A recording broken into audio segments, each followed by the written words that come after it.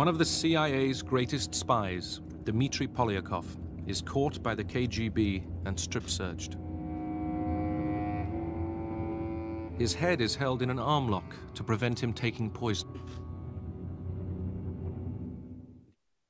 So that clip is from Cold War, a 24-part documentary about the Cold War, which we watched 90% of, most of. Yeah, I mean, we didn't watch it when we were doing Snare, though. So the beginning of Snare, I don't know, we became a bit obsessed with spies, didn't we? Yeah, talk about Snare later, but yeah, okay. Poliakov specifically related to this clip, which we did see. We saw this clip at the time. Yeah. Of Poliakov being arrested and the very strange smile he has on his face. Well, it's not a strange smile. It's an interesting concept. So Poliakov was betrayed by his American... So he's a KGB officer, I think, or he was someone, and he was spying for the Americans. And a counter-espionage person betrayed him and gave him up. And that person was subsequently arrested and is now in jail. Poliakov was executed. Now, and then, I should have got my book and brought it up. That will play a bit in the documentary about what happens to him. But the thing that interested me is these people are betraying their country, betraying their closest friends, and they're doing it. Some of them are doing it for purely ideological reasons. So they've got the purest of intentions and the greatest of noble ambitions for what they believe is right. And still others are doing it for the money. Yeah. And it's just fascinated me. It's the idea that a person can be doing exactly the same thing and doing it for two completely different reasons. And the other story that I remember is something that Mark Thomas talks about in one of his stand-up shows, because he was friends with that guy, I can't remember his name, but you might know who I'm talking about. That guy that was an undercover cop that was with...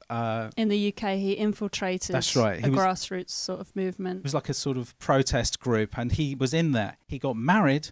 He had children with a member of the group. And only years later did it come out that this guy was just sending information all the way along. And again, there's another story about that lady who was in East Germany who was arrested by the Stasi, and she was locked up, and... she was married with 2 children, a very loving relationship, lovely husband.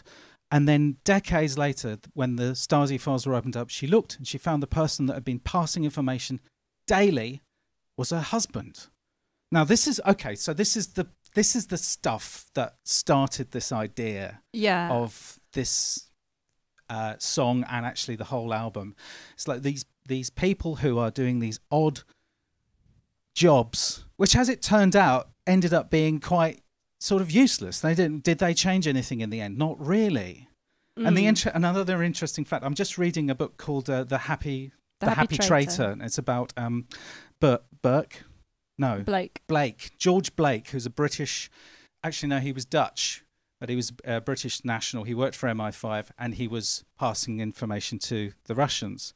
And George Blake, in his books, noted that when they were returned to Russia, the spies that had been handed over, when they got back to the Soviet Union, rather not Russia, it was easier for the ones who were doing it for the money to settle in than the ones that had an ideological belief behind them, because they were the ones that got there and realized almost immediately, oh, communism doesn't work, does it? And it's like, wow, I've wasted my life. So this is the fertile. I think it's a fertile ground. It's very interesting exciting. Because there's so much compartmentalization and sort of the lies we tell ourselves and justifications we give ourselves in the name of something. Is it something you really believe in, or is it something that is a convenient structure for you to do what you want? The reason I pulled that quote out, which was, "At the heart of every fanatic lies a secret doubt." Now, who says that? George Smiley. It's George Smiley, isn't it? I think, is it in Smiley's People or in Tinker Tailor? It's in Tinker Tailor. So that's another thing we were watching at the time. John le Carré. The original 1979 series of Tinker Tailor Soldier Spy with Alec Guinness, which is amazing. Alec Guinness. No. But that quote sums up that kind of dichotomy at the heart of these people. Yeah, it's very interesting that it's such a personal psychological thing. There was something I was going to say. I've completely forgotten now. Spoke over you with the quote. Yeah. Well, what we'll do is we'll show you some of these other stories from this documentary that inspired the song, and maybe you'll remember while that's playing. So Poliakov had retired after 18 years of spying when the KGB pounced. He had been recruited while at the United Nations in New York.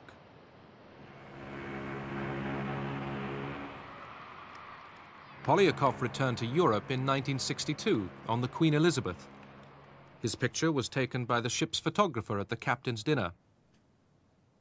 Seated just a few tables away, the FBI man who recruited him, John Mabie. He said, I'm dissatisfied with the way things are in the Soviet Union. The government does not look out for the people. They're headed on a course of war with the United States, and they can't possibly win it. And the only people that are going to suffer out of this are the Russian people. From the start, this operation was betrayed to the KGB by a source inside British intelligence, George Blake. Blake had served as a British intelligence officer in Seoul. Captured by the North Koreans, he witnessed the West's bombing of civilians. When I saw these enormous American flying fortresses flying low over what seemed to be defenseless Korean villages, I felt very acutely that I was on the wrong side and that I should do something about it. On the 21st of February in 1994, Ames was arrested for spying, along with his wife Rosario, after years of high living. Shock, depression, instant recognition of, one's life flashes before one. A sense of things coming to an end, but no sense of relief. It's much more painful than that. In April 1985, Aldrich Ames had walked into the Soviet embassy in Washington and started selling secrets to the KGB. They paid him a total of $2.7 million. Well, the reasons that I did what I did in April of 1985 were personal, banal, and amounted really to kind of greed and folly. Simple as that. Yeah. So that was Ames, and who betrayed Poliakov or Blake? I can't remember. Poliakov, I think. But yeah, and reading the George Blake book is fascinating to see the way a person's their personality informs who they become and what they believe and the things they do in their life. And actually, I just remembered the thing that I forgot was that the word person, its original dictionary definition doesn't mean a person, but it means a personality, like a mask, like a character that we play. Persona. Persona.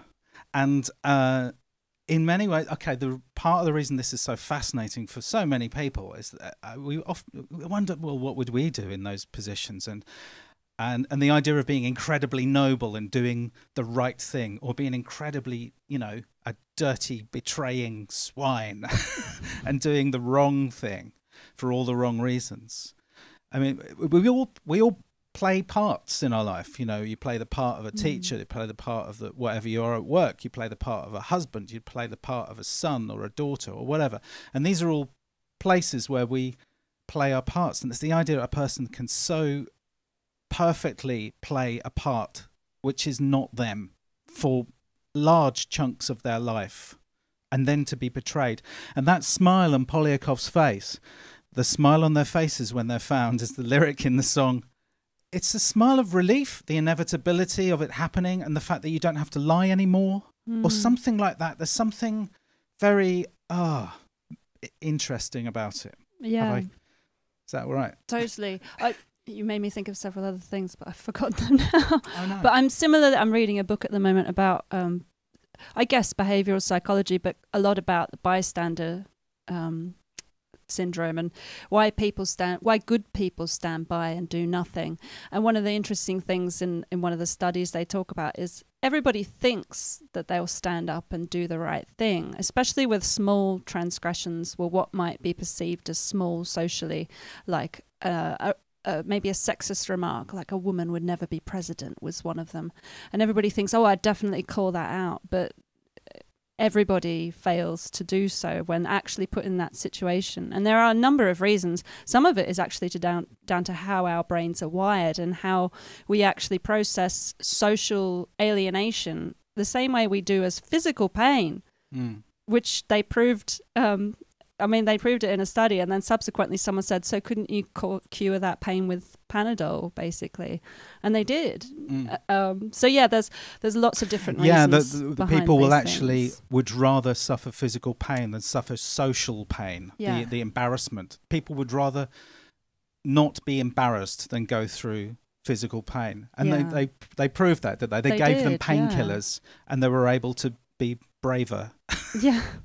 So we've gone on quite a bit. There's another whole part of the whole idea of the spies is obviously the tech, the code books, the number stations, the secret transmissions, all the Enigma machine, all that stuff. Well, we'll cover a bit of that. You can hit play now, and we'll talk a bit about Snare. So all of this was one of the core tracks in Snare. There were a few at the beginning. We were watching loads of John le Carré related drama. Tinker Tailor Soldier Spy, Smiley's People. Spy Who Came In From the Cold is an amazing film, absolutely fantastic. And obviously to go to Berlin, yes, and be in that very special place. So we did go to Berlin that year for the first time for you, Chris, wasn't it? That's us in Tempelhof, and then the DDR Museum, which is a museum of East German. Pause it, maybe. East German.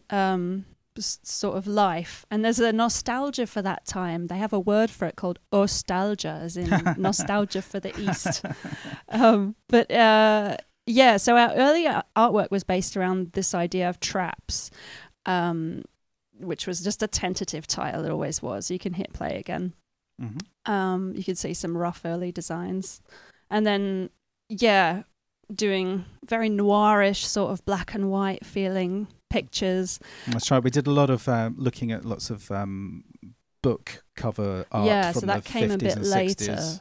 So keep it playing, and you'll see. Then we were doing photos around where we were in Sussex, but it went a bit grungy. It wasn't really the aesthetic we wanted. This sort of mock-up. That's not us, is it? But you did come up with a great title, Snare, at this stage. So from then I started exploring photography of early Cold War Berlin, and just that feeling, the palpable tension of that time is somehow, it's laced through all the buildings and the architecture. What is that building? I think that's the Stasi's building. Now there's a totalitarian building. Yeah, I mean, it says Stasi, doesn't it? They've done a good job there. And just looking at sort of graphic devices of film and secret microfilm and text, typed text on Selectric typewriters. You hit play again. I actually created a font based on the IBM Selectric typewriter, and hit play. There's 16 of these typewriters. They have these little golf ball mechanisms that spin around. That's it in slow motion. It's crazy. It's like and they discovered 16 bugged IBM Selectrics in the US Embassy in Moscow and the US Consulate in Leningrad, which were basically the first known keystroke loggers. Oh, my word. Yeah. Well, there's a little bit of... Ooh. Yeah, so that was our original teaser. I just got a bit obsessed with that typewriter. So then we did start looking at sort of spy art and book covers and film posters from that time. And they're really good at getting all that tension into one stark single image. So you can see the thumbnails here progress from like quite abstract to, I don't know, there's a lot of composition exercises, trying to get that feel of conflict, unspoken conflict, I would say.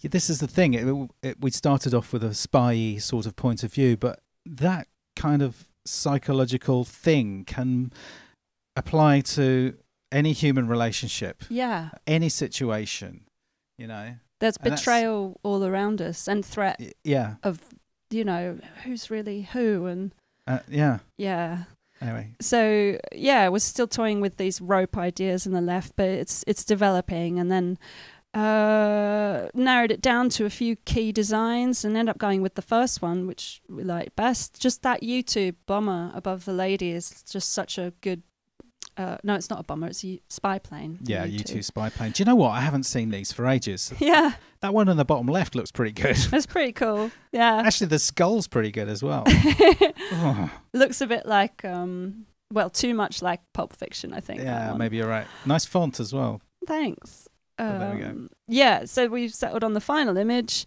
Yeah, the U2 being sort of under the shadow of surveillance and locked by these lines of communication, barbed wire fences, all that kind of stuff was laced in there. And that centre gatefold is Tempelhof. It is indeed. Airport. Yeah.